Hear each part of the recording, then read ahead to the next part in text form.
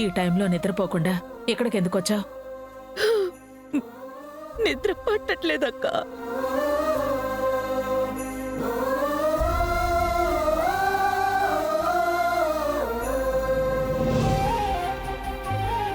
అయినా నిన్ను ఈ పరిస్థితుల్లో వదిలేసి అక్కడ నేనెలా ప్రశాంతంగా ఉండగలను?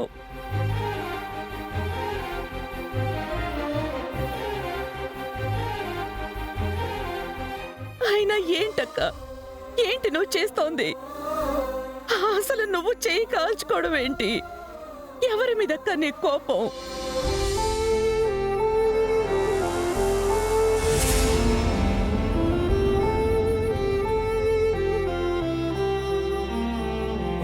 కోపం కాదానంద, నా గుండెల్లో దాచుకోలేని బాధ ఇది.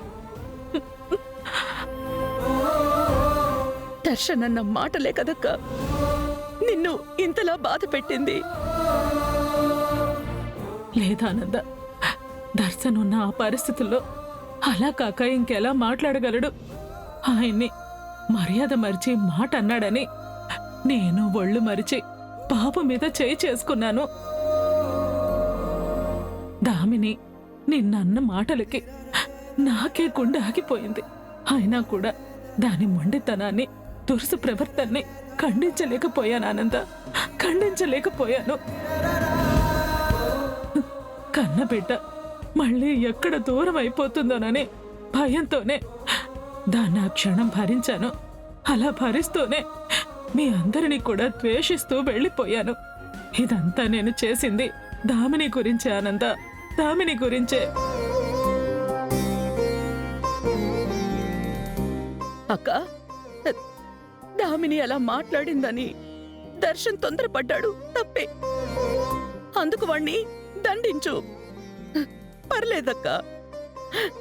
అంతేగాని ఆ మాత్రం దానికి నువ్విలా చెయ్యి కాల్చుకోవాలా? ఎందుకక్క ఇలా?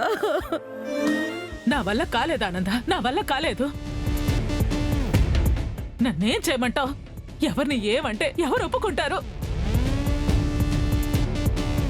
అందరూ పెద్దవాళ్ళైపోయారు, ఎదిరించే స్థాయిలోనే కదా ఉన్నారు. అయినా ఇప్పుడు ఈ ఇంట్లో మేమెంత, మా బతుకులెంత?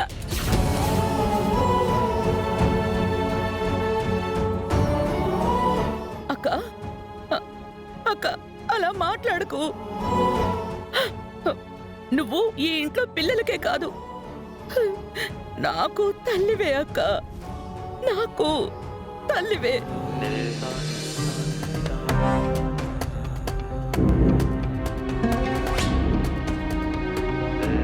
ఈ ఇంట్లో నీ తర్వాతే నేను.